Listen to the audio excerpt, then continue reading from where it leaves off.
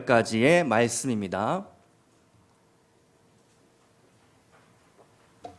여호수아 6장 2절에서 7절까지의 말씀, 우리 다 같이 한 목소리로 봉독하시겠습니다.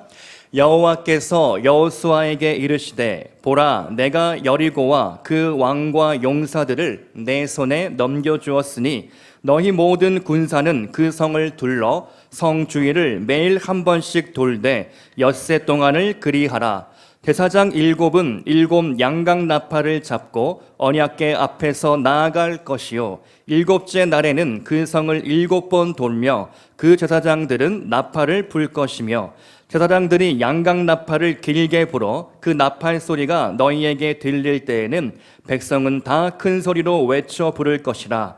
그리하면 그 성벽이 무너져 내리리니 백성은 각기 앞으로 올라갈지니라 하시매, 눈의 아들 여호수아가 제사장들을 불러 그들에게 이르되, 너희는 언약궤를 메고 제사장 7은 양각 나팔 7을 잡고 여호와의 궤 앞에서 나아가라 하고, 또 백성에게 이르되 나아가서 그 성을 돌되 무장한 자들이 여호와의 궤 앞에서 나아갈지니라 하니라. 아멘.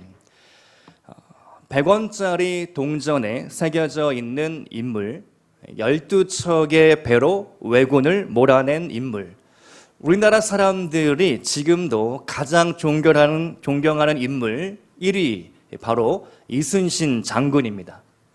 이순신 장군이 위대한 이유는 절대적으로 불리한 전세 속에서 탁월한 전략으로 승리를 만들어냈기 때문인데요.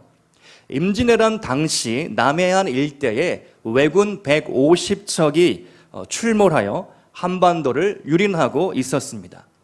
우리나라에는 그 당시 낡은 선박 몇 척밖에 없던 시절, 이순신 장군은 한산도 인근 지형 지물을 깊이 연구하다가 배 6척을 일본 전함과의 전투 최선봉으로 내보내게 됩니다. 맹렬히 공격하다 도망치는 조선의 배를 추격하기 위해 일본의 전함들은 뒤따라오기 시작했습니다. 그곳은 거제도와 고성 사이에 있는 좁은 협곡인 한산도였습니다. 지형을 모르면 빠져나오기 힘든 그런 특이한 장소였죠. 이순신 장군은 그곳에서 유명한 하객진을 펼쳐서 일본의 전함들을 섬멸하게 됩니다. 이것이 바로 임진왜란 3대 대첩 중에 하나인 한산도 대첩인데요. 여러분, 전쟁의 승패는 무엇에 달려 있을까요? 하나는 전투력이고 또 다른 하나는 전략입니다. 누가 더 막강한 전투력, 군사력과 최신식 무기를 가지고 있느냐에 따라 상대편보다 우위에 설 수 있습니다. 그런데 전투력보다 더 중요한 것이 있는데 전략입니다. 일본의 전투력은 분명 조선보다 훨씬 우위에 있었습니다. 조총과 대포, 최신식 무기를 갖추고 있었죠. 그러나 조선 수군에는 위대한 전략가인 이순신 장군이 있었기 때문에 승리할 수 있었습니다. 오늘 우리가 여리고 전쟁을 살펴보는데요, 이스라엘과 가나안 전쟁도 전투력이나 군사력이 중요한 전쟁이 아니었습니다. 이 전쟁에서 가장 중요한 것은 어디까지 하나님을 신뢰할 수 있는가, 어디까지 하나님의 말씀 앞에 순종할 것인가, 인간의 전략을 내려놓고 하나님의 전략을 붙들어야 한다라는 것이죠. 오늘 설교 제목을 하나님의 전략으로 싸우라 라고 제가 정했는데요, 고린도전서 1장 25절 말씀에 하나님의 어리석음이 사람보다 지혜롭고 하나님의 약하심이 사람보다 강하니라. 아멘이십니까? 네. 하나님의 어리석음이 사람의 지혜보다 훨씬 더 크고 위대하다는 것이죠. 인간은 지금 화성을 탐사하겠다, 화성에서 살 수 있도록 테라포밍이라고 하는데요, 화성을 지구처럼 만들겠다는 그런 야심찬 전략과 야심찬 계획을 하나하나씩 진행시키고 있습니다. 그런데 우리가 알고 있는 우주는 하나님이 알고 있는 우주에 비하면 정말 이 손톱에 때만도 못한 지극히 작은 것이라는 것이죠. 인간이 아무리 위대하게 지혜와 전략과 계획을 할지라도 하나님의 전략에는 우리는 따라갈 수 없다는 것입니다. 신앙생활의 본질은 무엇일까요? 내가 누구인지 아는 것, 내 본분을 아는 것, 그리고 하나님이 얼마나 위대하신가, 하나님이 얼마나 크신가를 깨닫는 것이 신앙생활의 본질이라는 것입니다. 오늘 우리가 말씀을 들을 때 우리의 마음이 겸손해지기를 원합니다. 하나님의 말씀 앞에 순복하기를 원합니다. 하나님의 말씀 앞에 순종하려고 하는 태도, 그 말씀을 들으려고 하는 태도, 그 마음가짐 가지고 함께 말씀을 들으시기를 축복합니다. 여러분, 이스라엘 백성들은 광야에서 깨어졌습니다. 낮아졌습니다. 겸손을 배웠습니다. 내 생각보다 훨씬 크신 하나님을 배운 것이죠. 또한 하나님이 일하시는 원리를 배웠습니다. 그리고 하나님의 전략에 맞춰서 이제 싸우게 되는 것이죠. 본문 속 여리고 전쟁터로 함께 들어가 보겠습니다. 여호수아 6장 1절의 말씀인데요. 이스라엘 자손들로 말미암아 여리고는 굳게 닫혔고 출입하는 자가 없더라. 자, 1절 말씀에서 우리에게 두 가지 정보를 알려주고 있습니다. 첫 번째, 여리고 성문은 굳게 닫혔다. 그 이유는 이스라엘 때문이다라는 것이죠. 자, 히브리 원문에 따르면 굳게 닫았고 또한 닫혔더라. 이것은 성 안에서 밖으로 나갈 수 없고 또 안으로 들어올 수도 없다라는 뜻입니다. 여리고 성은 강하고 견고한 난공불락의 요새로 유명한데요.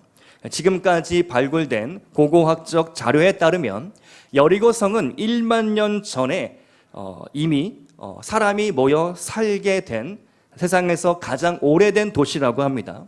오아시스 물이 풍부해 농사가 잘 되는 땅이었고 종려나무 숲이 있었고 과일이 풍부했습니다. 고대 여리고 사진을 추정해서 사진, 그림을 그린 자료가 있는데요. 한번 띄워주시기 바랍니다. 여리고 성체는 32제곱킬로미터 정도의 넓이이고 성벽은 보시다시피 독특하게 내벽과 외벽으로 이중 구조로 되어 있습니다. 학자들에 따르면 조금 차이가 있지만 내벽은 그 폭이 3.6m, 외벽은 1.8m 정도의 폭을 자랑하고 있는 것이죠. 그래서 외벽과 내벽 사이에도 집들이 저렇게 모여 살고 있었습니다.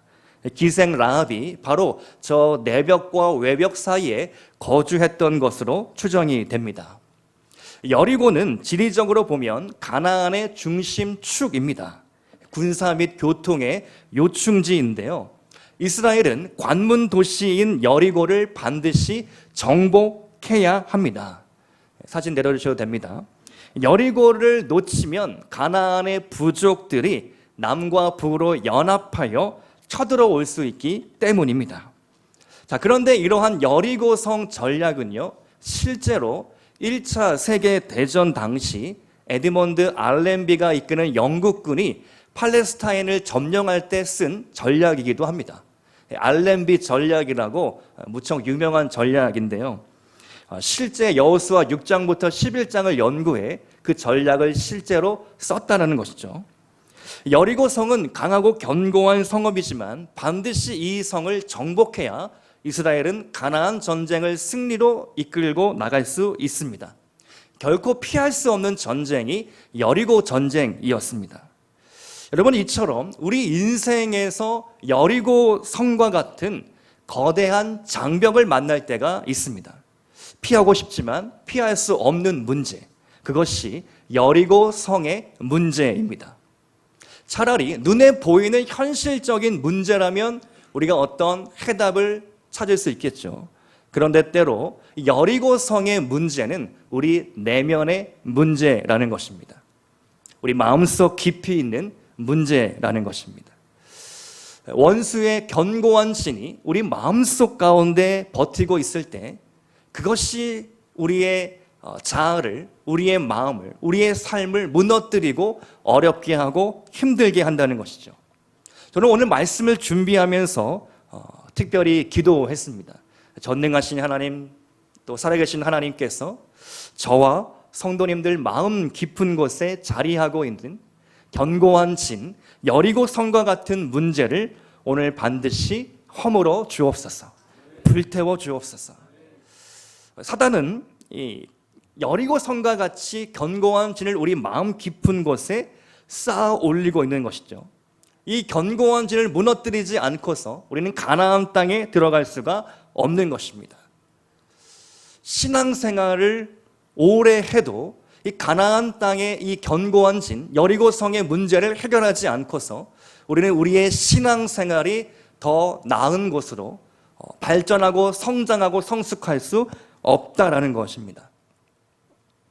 저는 이 부분을 놓고 묵상할 때 한 영화가 떠올랐는데요. 크리스토퍼 놀란 감독, 레오나르도 디카프리오 주연의 2010년 개봉한 인셉션이라는 영화인데요. 혹시 보신 분이 있을지 모르겠습니다. 주제가 루시드 드림, 자각몽을 다루고 있는데요. 이 영화의 주인공들은 한 번도 시도되지 않았던 사람의 꿈 넘어 꿈 속에 조용히 침투해 미리 의도된 방향으로 한 사람의 의사결정을 바꾸려 합니다. 재벌의 의사결정을 바꿔서 자기들에게 유리하게 사업적으로 이용하려고 하는 것이죠. 꿈을 강제로 주입시킨다라는 설정입니다. 과연 이 주인공이 마지막에 꿈속에 있는 것인가, 꿈을 깬 것인가, 이게 애매하게 결말이 나는데요. 매우 흥미롭게 영화를 본 기억이 있습니다. 저는 여리고성 문제가 바로 이와 같다는 생각을 합니다. 사단이 날마다 우리의 무의식 가운데, 의식 가운데, 무의식과 의식 그 사이 가운데, 우리 가운데 죄의 씨앗을 뿌리고 있다는 것이죠. 죄를 주입시키려고 합니다. 그 죄의 씨앗은 여러분이 무의식 가운데, 의식 가운데 보는 유튜브일 수도 있습니다. 유튜브 쇼츠는 60초 이내에 사람의 시선을 집중시키기 위해서 매우 중독적인, 자극적인 그런 영상들을 우리에게 제공하죠. 반복적으로 보다 보면 이게 점점 우리 마음 가운데 들어오게 됩니다. 또한 아무도 생각 없이 누군가 아무 생각 없이 던진 말일 수 있습니다. 또 부모가 나에게 주었던 상처의 말일 수 있습니다. 친구와 주고받은 카톡 한 마디일 수도 있는 것이죠. 우리가 매주 예배를 드리고 매일 기도하고 또 복음을 전하고 심지어 전도를 열심히 한다고 하더라도 내 안에 견고한 진, 여리고성 문제가 무너지지 않으면, 해결되지 않으면 우리는 더 이상 하나님 앞에 나아갈 수가 없다는 것입니다. 신앙생활이 정체될 수 있다는 것이죠. 무섭고 두려운 일입니다. 자, 그런데 여러분, 지금 전쟁의 주도권을 누가 쥐고 있습니까? 누가 공격이고 누가 수비입니까? 누가 당당하게 행진하고 누가 문을 닫고 두려움에 떨고 있습니까? 이스라엘이 공격이요, 여리고 성이 수비를 하고 있는 것이죠. 여러분, 모든 영적 전쟁의 주도권은 우리에게 있는 것입니다. 믿으십니까? 우리 대장 예수님께서 이미 악한 사탄 권세를 깨뜨리시고 승리하셨습니다. 그러므로 우리가 절대로 두려워할 필요가 없는 것이죠. 자, 강하고 견고한 성 여리고성을 우리가 어떻게 무너뜨릴 수 있을까? 두 가지로 크게 나누고자 합니다. 첫 번째, 하나님의 전략은 선포입니다. 우리가 해야 할 일은 믿음으로 선포하는 것입니다. 여러분의 과거의 여리고, 현재의 여리고, 미래의 여리고는 무너졌습니다. 선포하는 것입니다. 여러분, 저를 따라 한번 선포해 보시기 바랍니다. 내 안의 여리고는 이미 무너졌고 무너지고 있으며 무너질 것이다.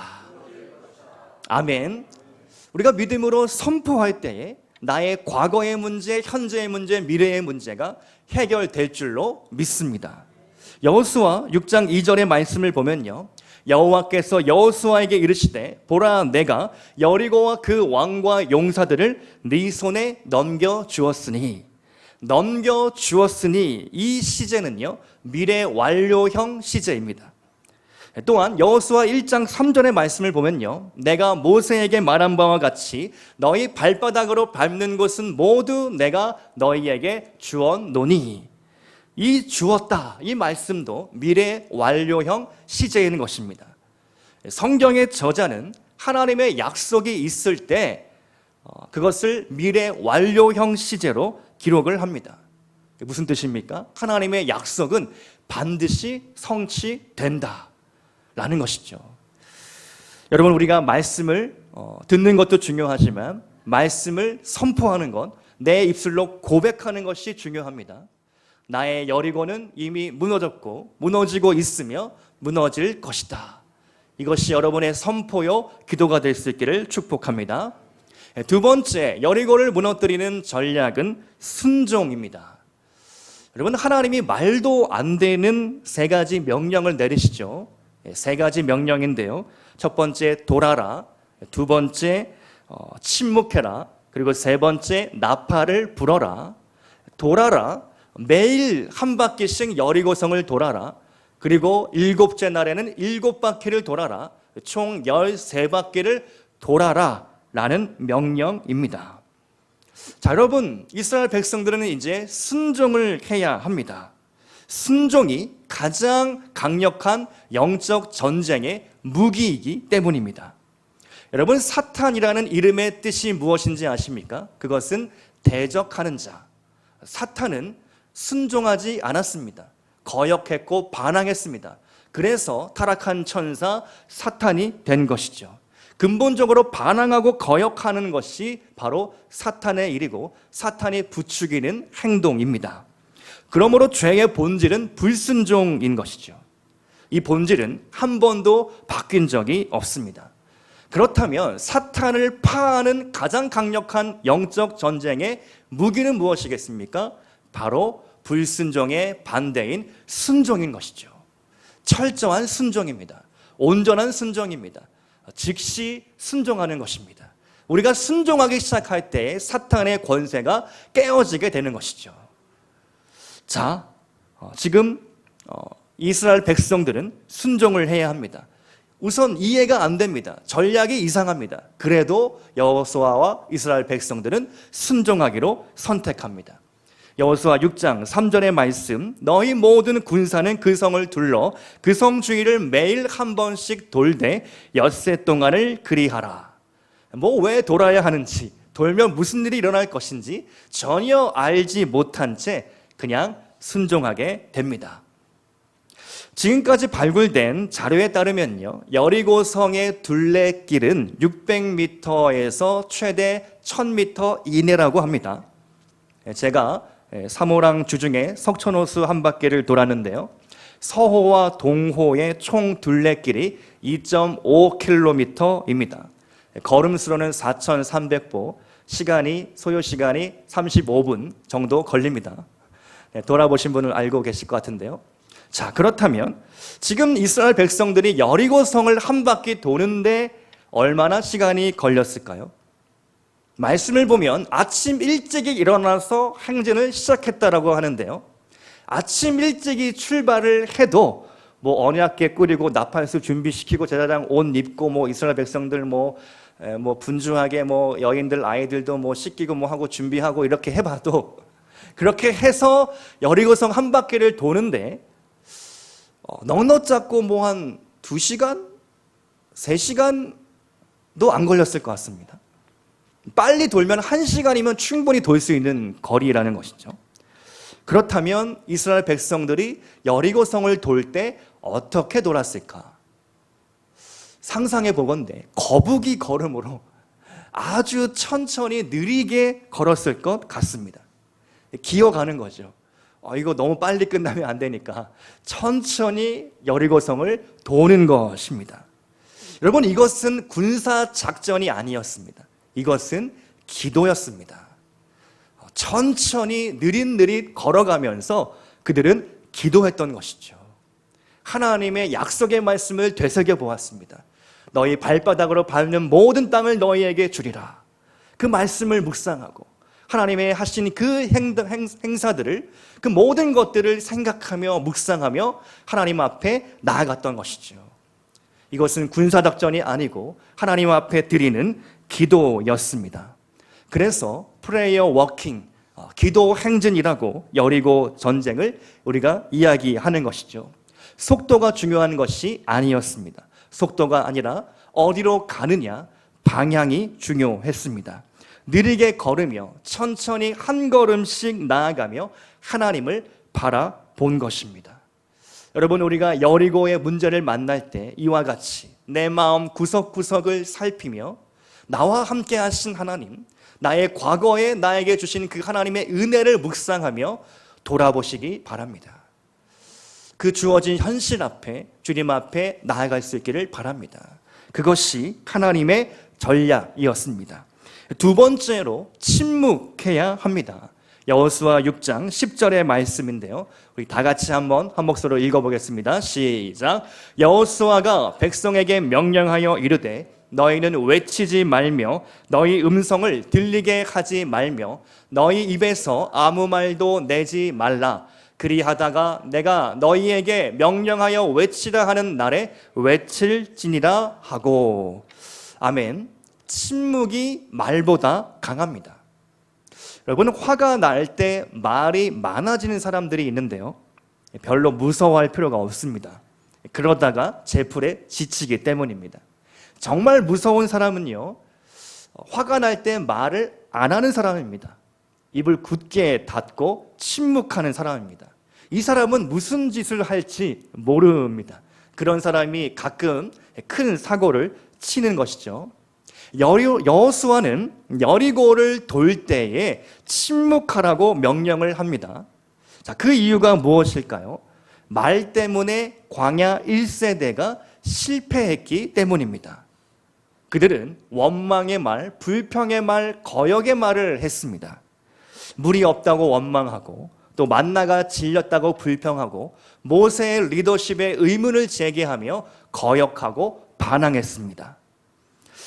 실패로 끝난 광야 1세대의 근본적인 문제는 바로 말이었습니다.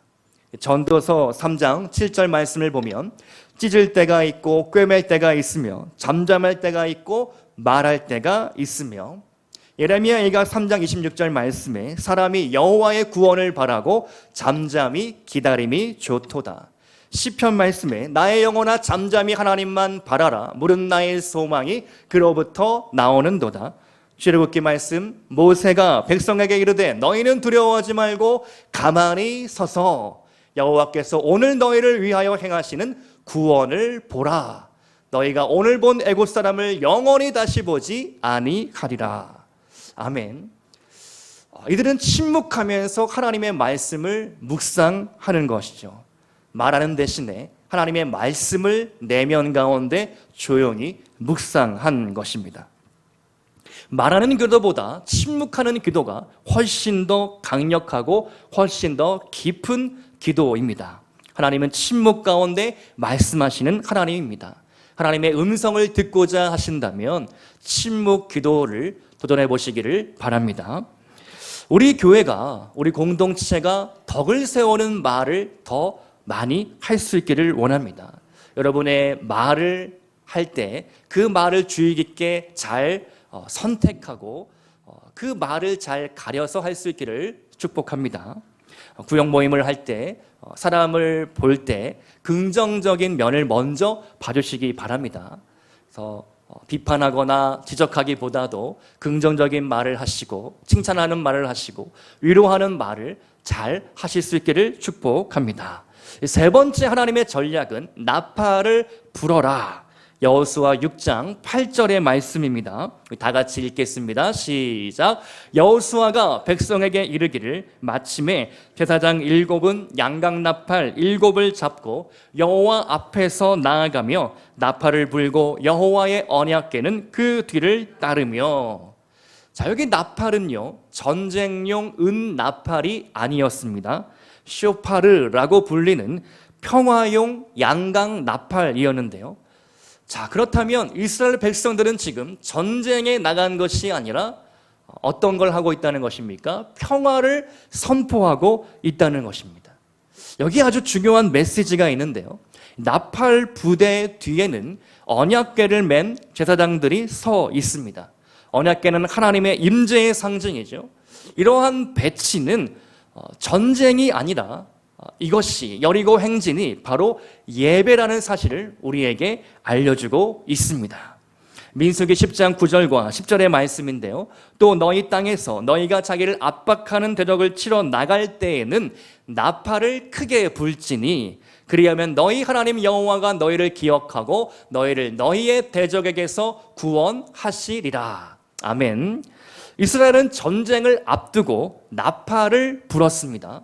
또 희년이 선포될 때에 나팔을 불었습니다. 희년이라는 것은요, 노예 해방의 날입니다. 모든 묶인 것들이 풀어지는 것이죠. 자유가 선포되는 날입니다. 단지 눈에 보이는 사슬이 끊어지는 것뿐만 아니라 보이지 않는 영적 자유와 평화가 선포된 것이죠. 여러분, 나팔을 설명할 때 이렇게 말로만 설명하면 좀 이해가 안 되실 것 같아서 제가 나팔 소리를 한번 들려드리겠는데요. 우리 유튜브에 나와 있는 영상인데요. 한번 지금 틀어주시기 바랍니다.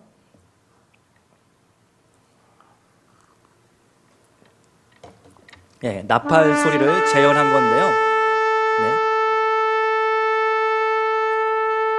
한번 길게 불면 왕이 오신다.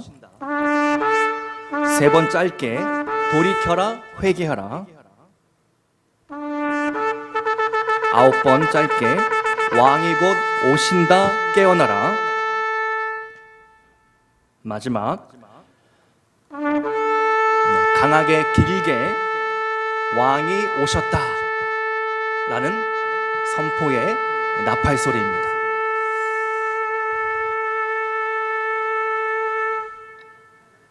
자, 이렇게 이스라엘 백성들이 저렇게 나팔을 분 것인데요.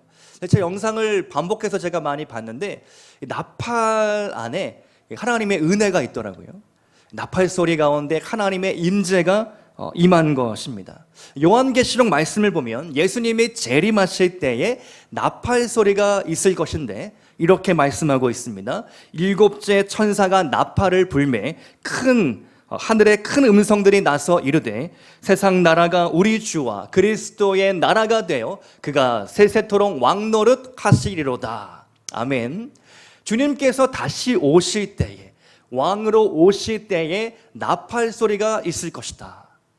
이 나팔 소리는 심판과 멸망의 소리가 아니라 하나님의 임재, 하나님의 평화가 선포되는 것, 하나님의 나라가 이 땅 가운데 임하게 될 것을 우리에게 알려주는 사인인 것이죠. 히브리어로 여호수아는요, 헬라어로 예수입니다. 여호수아와 예수는 같은 말입니다.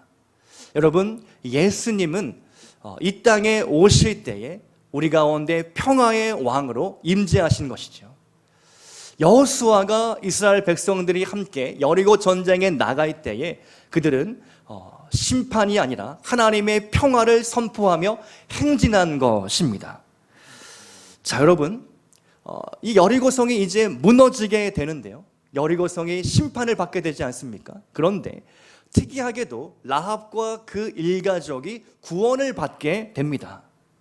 여호수아 6장 17절의 말씀을 보시면 그 가운데 모든 것들을 다 바치되 기생 라합과 그 집에 동거하는 자는 모두 살려주라. 여호수아가 이렇게 명령을 하는 것입니다.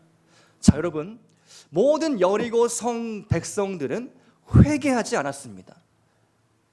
이스라엘 백성의 하나님께서 지금까지 이끌고 오신 것, 요단 강물이 갈라진 것을 그들은 목격했습니다.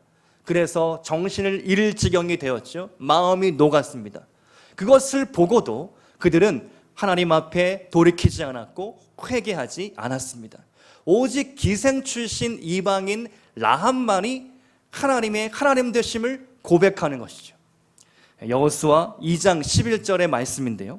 우리가 듣자 곧 마음이 녹았고 너희의 연고로 사람이 정신을 잃었나니 너희 하나님 여호와는 상천하지의 하나님이시니라. 아멘. 라합이 이렇게 위대한 하나님을 고백함으로 말미암아 그 다윗의 조상이 되었을 뿐만 아니라 메시아 그리스도의 족보에 들어가는 영광을 누리게 되었습니다. 하나님은요, 여리고성을 6일 동안 행진하게 시키면서 여리고성 주민들에게 구원의 기회를 주신 것입니다. 너희들이 돌아와라. 성문을 열고 투항해라. 우리가 온 것은 평화를 선포하기에 온 것이다. 하나님께서 이 성을 다스리신다.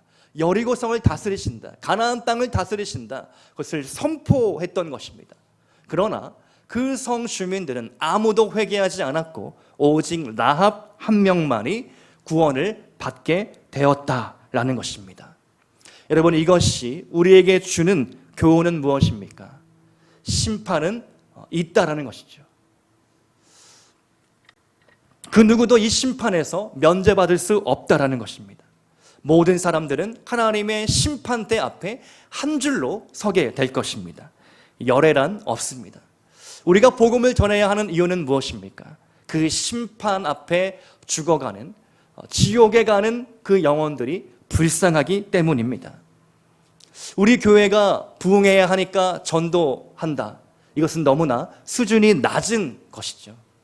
그 영혼 안에 있는 그 하나님의 그 마음, 하나님 아버지의 마음을 가지고 우리가 전도하고 복음을 전하는 것입니다. 말씀을 마무리하겠습니다. 여러분 안에 있는 여리고는 무엇입니까? 특별히 우리 잠실빈나 교회가 무너뜨려야 하는 여리고성은 무엇입니까? 어쩌면 우리 마음속 가운데 있는 자아라고 생각합니다. 내 안에 여전히 해결되지 않고 있는 죄의 뿌리, 죄의 본성, 죄된 습관인 것이죠. 오늘 설교를 들으면서 여러분 가운데 깨닫는 부분이 있으십니까? 오늘 특별히 찬양을 부르기 전에 우리가 3분 정도 뜨겁게 함께 기도하는 시간을 가지려고 하는데요. 여러분 이 시간 다 같이 자리에서 일어나실까요? 우리가 함께 이 시간 믿음으로 반응하며 기도하기 원하는 것은요, 하나님은 여리고성을 완전히 진멸할 것을 명령하셨습니다. 완전히 불태워 없애라는 것이죠.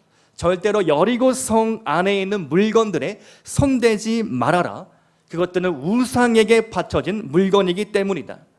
오랜 세월 동안 주술적인 저주와 어둠의 영들에 사로잡힌 것들이라는 것입니다. 악하고 음란한 것들인 것입니다. 거룩한 백성들이 절대로 손대서는 안 되는 것들이었습니다. 여러분 우리 안에 있는 그러한 죄와 죄된 뿌리가 있습니까? 이 시간 믿음으로 반응하며 회개하며 주님 앞에 나아가기를 소망합니다. 주님, 내 안에 낮은 자존감의 문제가 있습니다. 내 안에 깊은 우울함의 문제가 있습니다. 내 안에 다른 사람과 비교하는 열등감의 문제가 있습니다. 내 안에 실패로 인한 수치심의 문제가 있습니다. 내 안에 그 누구도 모르는 죄로 인한 정죄함과 쓴뿌리가 있습니다. 나사란 예수 그리스도의 이름으로 명령하는 것은 내 안에 모든 견고한 지는 무너질지어다 선포하시면서 기도하시기 바랍니다. 내 안에 여리고성은 이미 무너졌다. 하나님의 말씀을 의지하여 이 시간 주여 한번 부르짖고 통성으로 기도하겠습니다.